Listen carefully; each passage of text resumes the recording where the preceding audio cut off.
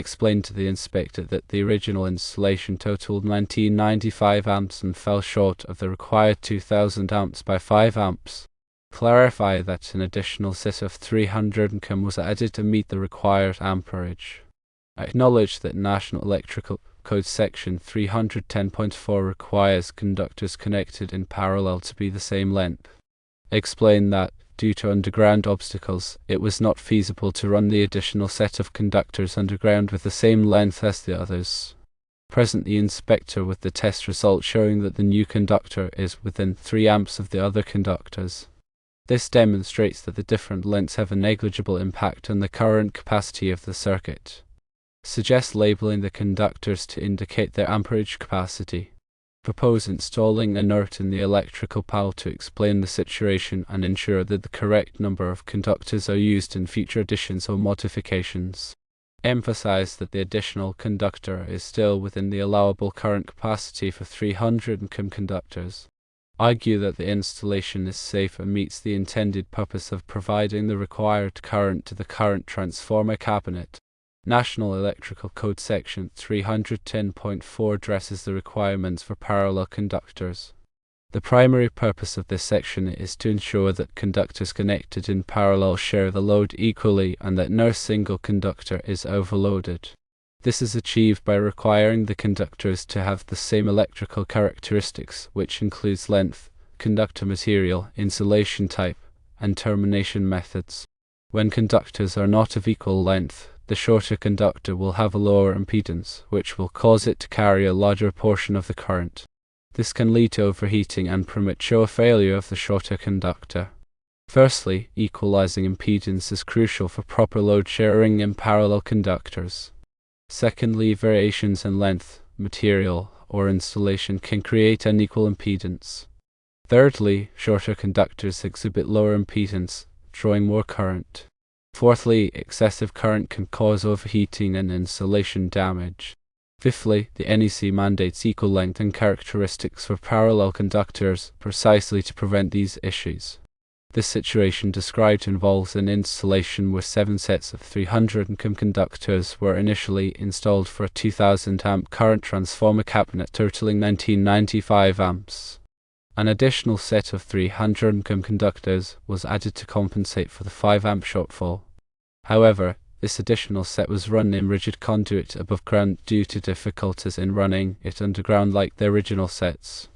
The original sets of conduits are approximately 9 feet long, while the new one is about 8 feet long, leading to a violation of NEC Section 310.4, which requires conductors connected in parallel to be the same length.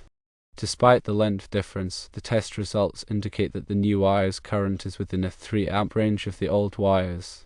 In this situation, convincing the inspector that the installation conforms to the intent of NEC Section 310.4 requires a combination of explanation, justification, and proposed solutions.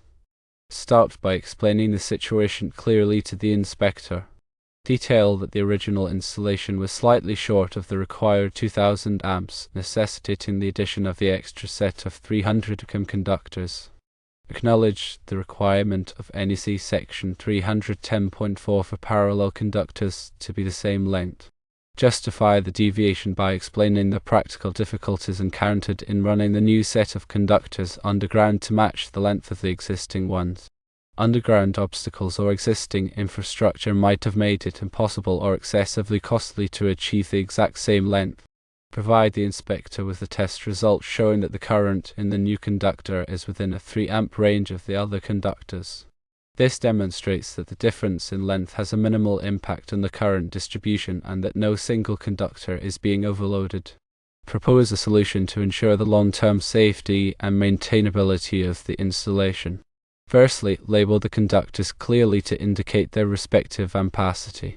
Secondly, install a permanent note in the electrical panel detailing the situation, including the reason for the different conductor lengths and the measured current distribution. This will provide future electricians or inspectors with the necessary information to understand the installation.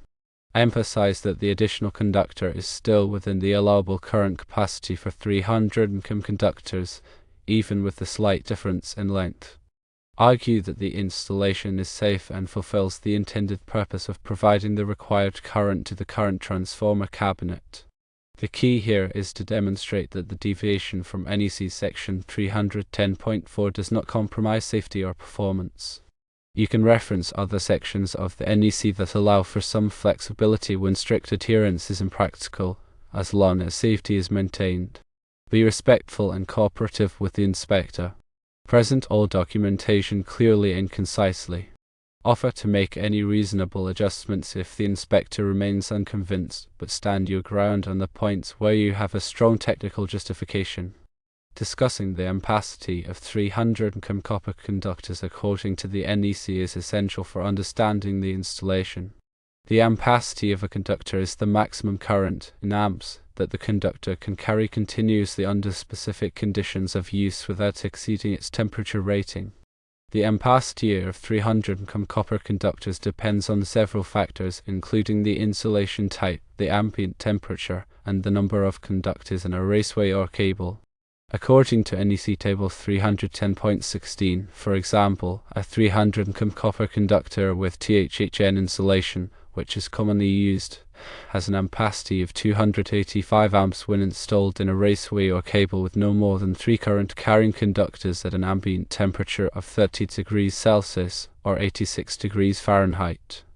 If the ambient temperature is higher, or if there are more than 3 current-carrying conductors in the raceway or cable, the ampacity must be derivated according to NEC Tables 310.15b1 and 310.15b3a.